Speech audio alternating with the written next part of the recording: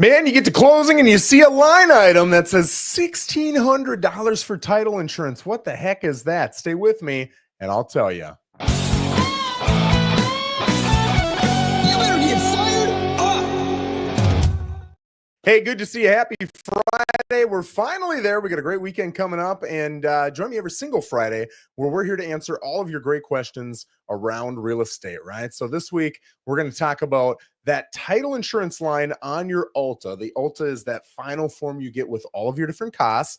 And on there, you're going to see title insurance. What is that? Well, actually, there's two different types of title insurance that you get, right? If you're a funded buyer, meaning you're not cash, you get some sort of financing on the property, you're going to have two different types of title policies. One that covers the lender and another one that covers the buyer. Now, the buyer pays for the policy that covers the lender, but it's negotiable between the buyer and the seller who pays that policy that covers the buyer.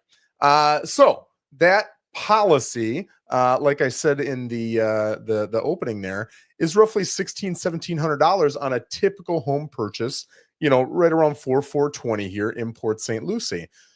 And it's based off of the price of the home that you purchase, right? So what is the purpose of it? The purpose of it is to protect you if there are different issues that could happen. You could have an encroachment or an easement that pops up, or somebody argues that they own the property, they purchased it before you did and it just wasn't filed, or all kinds of things that could pop up, right? I will say it's rare. I've probably sold 700 homes, and I can only remember, I think one time, I can only remember one, maybe there were two, but one that really pops up in my head. And it was years ago where my buyer had purchased a property and title came back clean. Everything looked good. So we decided to move forward on it. And this person had paid cash for the property, did not get a survey, and they were going to go put up a fence. And to put the fence up, this was, say, 3, 4, 5 months after they had purchased the property. The survey came back and they said, you built a garage over your line. It's actually on your neighbor's property. That was kind of a problem. And really, they didn't build the garage. It was the previous owner who had built the garage. So it wasn't this current owner, the buyer. It wasn't their fault, right? So had they not purchased that title policy, that solution, whatever it would have been on them to fix and figure out. But instead, it came on the title policy company to step in and make it happen. And really, we got really lucky because the neighbor was incredibly kind. They came in and they said, hey, this is what happened. There's a lot of different things we can do. One thing that we'll throw out there is we could purchase that land that the garage is on, and it was only like a foot or two. We could purchase that. We'll pay for a new survey and drawing up of everybody's deeds and everything. Oh, I'm going to sneeze.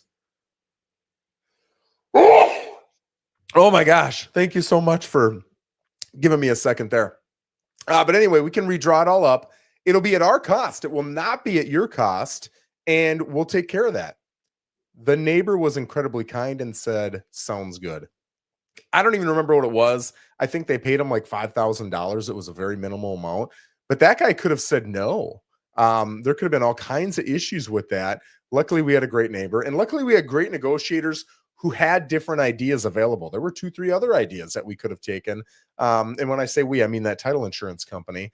But they got the job done, and my client was very happy.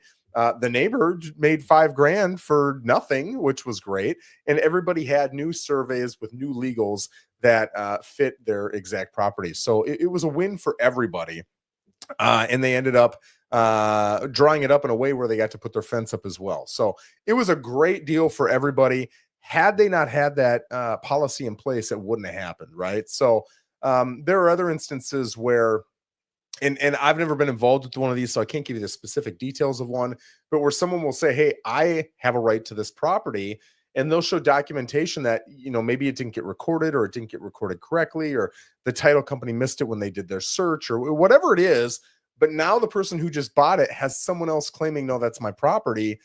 That's a challenge, right? So you don't want to deal with that. I wouldn't want to deal with that without another company stepping in and either fixing it or if I'm not going to be able to keep my property for whatever legal reason, I'm going to be somehow reimbursed. I don't want to lose all that money.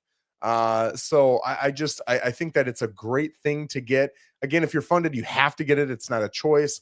But if you're paying cash, it is not a must. You can actually decide if you're going to do it or not.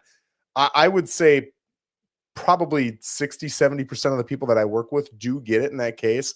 I mean, again, if you're investing into a $400,000 to $425,000 asset, regardless of what it is, I think $1,600 for insurance on that asset is a no-brainer.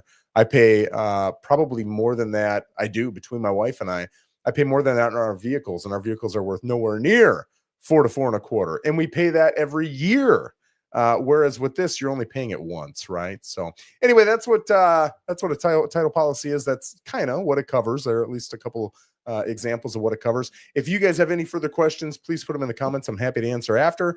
And if you've got ideas for any other, you've got questions, I've got answers videos in the future. Again, we're here every single Friday at 11 o'clock where I'll answer all your questions. Put those questions either in the comments or send them to me in a private DM. Thanks for joining and have a fantastic weekend. Take care.